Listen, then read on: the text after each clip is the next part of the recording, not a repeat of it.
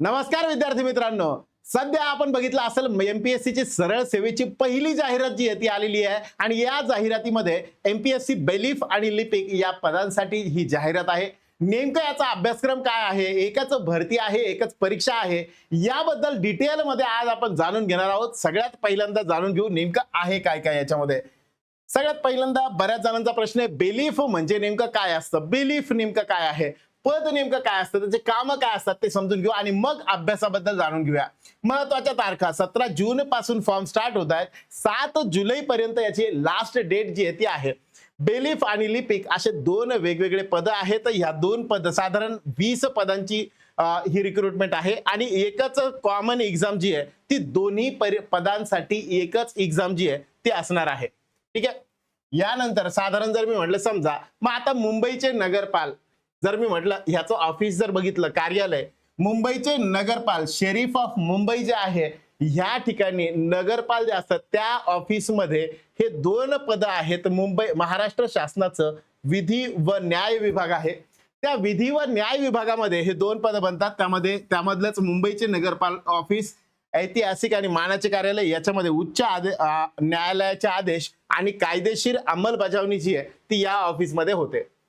पण नगरपाल ऑफिस म्हणजे नेमकं काय, तर साधारण जे काही कायद्याने हायकोर्टाचे जे काही निर्णय असतात ते या ठिकाणी येतात आणि त्याची अंमलबजावणी जी आहे ती या ठिकाणी केली जाते। ठीक आहे, सो विशेष करून संपूर्ण भारतात फक्त मुंबई आणि कोलकाता येथेच अशी कार्यालये अस्तित्वात आहे। लेटर्स पेटंट ऍक्ट 1923 मध्ये याची स्थापना झाली होती। पुढे आता दोघांबद्दल आपण वेगवेगळ्या भूमिका काय आहेत, कशा पद्धतीने या ठिकाणी जॉब प्रोफाईल असणार आहे ते समजून घेऊया थोडक्यात। जर मी म्हटलं परीक्षा एकच असणार, यानंतर दोन वेगवेगळ्या भूमिका बनणार। उमेदवारांना यांच्यापैकी कोणते पण कामं दिले जाऊ शकतात। कामाचे स्वरूप काय काय, यांना बेलीफ जे आहे त्याला क्षेत्रीय काम असतं म्हणजेच काय फील्ड वर्क असेल। लिपिक जो असतो त्याला एसी ऑफिस मध्ये बसून डेस्क जॉब आहे। त्यानंतर मी म्हटलं मुख्य जबाबदारी आदेशांची प्रत्यक्ष अंमलबजावणी करणे, इथे रेकॉर्ड व्यवस्थापन करणं, जे पण अकाउंटिंग असेल किंवा दस्तऐवज असेल किंवा रेकॉर्ड्स असेल त्यांचं व्यवस्थापन करणं, त्यांची मॅनेजमेंट करणं। कार्यालयीन वेळ यांना बेलीफ जे पद आहे यांना ह्या लोकांना नेहमी ऑफिसच्या बाहेर जावे लागते फील्ड वर्क असल्यामुळे, इथं एकाच जागी बसून काम असतं। संवाद कौशल्य प्रवास आणि प्रत्यक्ष कारवाई जी आहे ती आपल्याला बेलीफ या पदाला ह्याला करायची आहे। इकडं टंकलेखन अचूकता आणि रेकॉर्ड देखभाल अशा गोष्टी ज्या आहेत त्या या ठिकाणी लागतात। टायपिंग या ठिकाणी दोन्ही पदांसाठी म्हणजे एकच ते कन्सिडर केलं जाणारं पद आहे, कारण एकच काम आहे, काम वेगवेगळे आहेत म्हणून वेगवेगळे हे करतायत। म्हणून आपल्याला साधारण जर बघितलं टायपिंग दोघांसाठी पण कंपल्सरी आहे। सगळ्यात पहिल्यांदा बेलीफ न्यायालयाचा अधिकृत प्रतिनिधी जो असतो तो बेलीफ म्हणून कन्सिडर करतो, तो एकदम प्रतिनिधी आहे, न्यायालयाच्या माध्यमातून तो काम घेऊन जाणार आहे, न्यायालयाच्या वतीने तो काम घेऊन जाणार आहे। त्यामध्ये काय काय कामं असणार म्हणजे कागद आणि त्या लोकांपर्यंत पोहोचणं, कोर्ट आणि त्या लोकांपर्यंत पोहोचणं यांच्यामधला एक दुवा म्हणून काम करणारा जो असतो दॅट इज द बेलीफ। समन्स व नोटीस बजावणे, ज्या व्यक्तीचा प्रॉब्लेम असेल ज्याला ती नोटीस आलेली असेल त्याच्या घरी जाऊन ती नोटीस देणे, कायदेशीररित्या प्रत्यक्ष त्याच्याकडे ती पोहोच करणे। वॉरंटची अंमलबजावणी, न्यायालयाने जर एखाद्याचे अटक वॉरंट किंवा कायदेशीर वॉरंट्स काढलेले असतील तर त्याला ते बजावणे। त्यानंतर मालमत्ता जप्ती, थकत रक्कम वसुलीसाठी प्रत्यक्ष मालमत्ता सील करणं किंवा जप्त करणं हे काम बेलीफचं असतं। आणि लिलाव प्रक्रिया, अधिकाऱ्यांशी मदत घेऊन या पद्धतीने जे माल त्या ठिकाणी जप्त करण्यात आलेला आहे त्याचा लिलाव करणं, अशा सगळ्याच गोष्टी त्याच्याकडे असतात। लिपिक कडे काय काम असतं, प्रशासकीय कणा, ऍडमिनिस्ट्रेटिव्ह मधला तो मेन पार्ट असतो। रेकॉर्डचं व्यवस्थापन करणं, समन्स वॉरंट आणि जप्तीचे कायदेशीर अहवाल जतन करून ठेवणं। नंतर जर कोणी काही त्याबद्दल प्रश्न विचारणा केली किंवा त्याच्यावरती काही प्रश्न विचारले गेले तर ते त्याच्याकडे असले पाहिजे, यासाठी रेकॉर्ड व्यवस्थापन जे असतं ते याकडे असतं। आवक जावक नोंद, ज्याला आपण म्हणतो ना जे पण आलेलं आहे, ज्या गोष्टी पत्र असेल आवक जावक रजिस्टर जे असतात, जे पण आलेल्या गोष्टी आहेत त्या सगळ्या इनवर्ड आउटवर्ड जे असतील तर फायलिंग करणं, त्याची नोंद ठेवणं। टायपिंग, पत्रव्यवहार, अहवाल आणि नोटीस यांचे मराठी किंवा इंग्रजीत अचूक टंकलेखन करणं, म्हणून टायपिंग ही कंपल्सरी आहे। वरिष्ठ सहाय्य, कार्यालयातील वरिष्ठ अधिकाऱ्यांना दैनंदिन न्यायालयात कामकाजात मदत करणे। एवढ्या गोष्टी साधारण ज्या आहेत त्या या पदासाठी लिपिक या पदाच्या असतात। साधारण विचार करायचा झालं तर पात्रता आणि नोकरीचे ठिकाण, पात्रता काय असली पाहिजे, कंपल्सरी कोणत्याही शाखेचा पदवीधर जो आहे तो या ठिकाणी पाहिजे. वय किमान 19 वर्ष आणि मॅक्सिमम जे आहे ते 43 वर्ष वय जे आहे ते यासाठी चालतं. कायमस्वरूपी मुंबईमध्ये काम करावं लागेल. जुने सचिवालय सिटी सिव्हिल कोर्टाजवळ फोर्ट मुंबई. संपूर्ण नोकरी दरम्यान बदली नाही. तुमची ड्युटी कायमस्वरूपी मुंबईतच राहणार आहे. ज्यांना मुंबईत राहणे शक्य आहे त्यांनीच अर्ज करा. काही लोक असतात हौशे मग हे लोक जातात म्हणतात करूयात काम पण नंतर तेवढं होत नाही. तर अशा लोकांसाठी थोडीशी रिस्क या ठिकाणी आहे.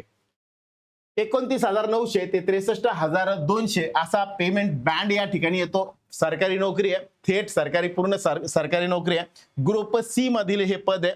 गट क 7वा वेतन आयोग लागू होईल त्यावेळेस श्रेणी सध्याची 6 श्रेणी आहे दोन्ही पदांसाठी, म्हणजे सारखी श्रेणी आहे. साधारण जर मी म्हटलं समजा 50-55,000 पर्यंत इन हँड सॅलरी या ठिकाणी भेटल.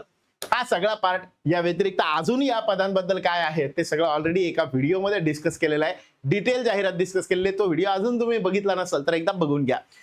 परीक्षेचं स्वरूप काय असणार आहे, एकच टप्पा असणार आहे. हे सगळ्यात मोठा झालेला बदल आहे मित्रांनो. पूर्व आणि मुख्य परीक्षा नाही. पूर्वी जी असायची पूर्व प्री आणि मेन्स अशा 2 एक्झाम व्हायच्या, त्याच्या माध्यमातून एक्झाम व्हायची. इथं मात्र एकच एक्झाम आहे. एकूण गुण 400 गुण असणारे. प्रत्येक प्रश्नाला 2 मार्क मिळणार आहेत. एकूण प्रश्न 200 आणि मार्क 400. वेळ साधारण 2 तासांचा वेळ आपल्याला या ठिकाणी मिळणार आहे.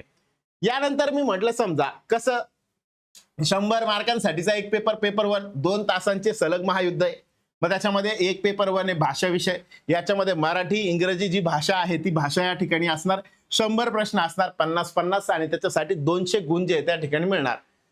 सामान्य अध्ययन आणि बुद्धिमत्ता जीएस आणि बुद्धिमत्ता जे म्हणतो आपण ते लक्षात ठेवा. दोन्ही पेपर एकाच वेळी सलग होतील, मध्ये कोणताही ब्रेक असणार नाही. ठीक आहे, त्यामुळं महत्वाचं. मग आता याच्यामध्ये गुण भाषा कौशल्य पेपर 1 मध्ये काय असणार आहे याला डिटेल समजून घ्या जरा. पहिला 1 तास मराठी मधले प्रत्येकी 50 प्रश्न असणार आहे. प्रत्येकी एका प्रश्नासाठी साधारण 2 गुण आपल्याला भेटणार आहे मराठीमध्ये. त्यानंतर इंग्रजीच्या बाबतीत झालं तर 50 प्रश्न असणार आहे, 100 गुण असणार आहे. मग या पॅटर्न जर बघितलं तर एमपीएससीच्या माध्यमातलं पॅटर्न आहे. म्हणून ह्या पॅटर्नच्या एक्झामसाठी नेमकं काय करायला पाहिजे याच्यावरती बेस अजून एक व्हिडिओ येईल. इंग्लिशच्या बाबतीत काय करायचं आहे, मराठी या विषयाच्या बाबतीत कसा अभ्यास करावा, या सगळ्यांशी रिलेटेड आपले काही व्हिडिओ येतील ते हळूहळू आपण एक एक करून बघूया. सध्या मराठी विषयामध्ये सांगायचं झालं तर ग्रामर बेस जर आपण बघितलं एमपीएससीचा टीसीएस आयबीपीएस पेक्षा वेगळा पॅटर्न काय असतो तर त्यामध्ये विशेष करून आपल्याला कन्सेप्ट बेस्ड क्वेश्चन्स विचारले जातात. मग ते कन्सेप्ट तुमचे क्लिअर असणं गरजेचे आहेत. एमपीएससीच्या बाबतीत जर विचार करायचा झाला तर सोबत मी म्हणाल व्होकॅब्युलरी सुद्धा तुम्हाला तितकीच चांगली लागते. हे मराठीच्या बाबतीत असेल किंवा इंग्रजीच्या बाबतीत असेल, दोघांसाठी पण सेम भाषा विषय. दोघांकडे व्याकरणाला खूप जास्त महत्व जे आहे ते एमपीएससीच्या माध्यमातून बनल. थोडंसं प्रिव्हियस इयरचे पेपर बघावे. मग प्रिव्हियस इयरचे क्वेश्चन्स असतील त्यांना थोडंसं डील करा. आपलं काही ऍपवरती मटेरियल आहे ते थोडंसं बघा. प्रिव्हियस इयरचे क्वेश्चन्स आहेत ते बघा. या माध्यमातून तुमचा सराव करण्यासाठी तुम्हाला याच्यातून मदत होईल. सामान्य अध्ययन जीएस ज्याला म्हणतो आपण, साधारण मराठी किंवा इंग्लिश मीडियम मध्ये 100 प्रश्न आणि 200 गुण या ठिकाणी असणार आहे. दुसरा 1 तास जो आहे तो याच्यासाठी असेल. सामान्य अध्ययन मध्ये नेमकं काय काय असणार आहे, इतिहास, भूगोल, राज्यघटना, विज्ञान, अर्थव्यवस्था आणि चालू घडामोडी एवढ्या कंपल्सरी फॅक्ट ज्या आहेत त्या असणार आहे. इतिहास असेल, भूगोल, राज्यघटना, विज्ञान, अर्थव्यवस्था आणि चालू घडामोडी या ठिकाणी असणार आहे. बुद्धिमत्ता चाचणी केवळ बौद्धिक आणि बुद्धिमत्ता चाचणी असणार आहे.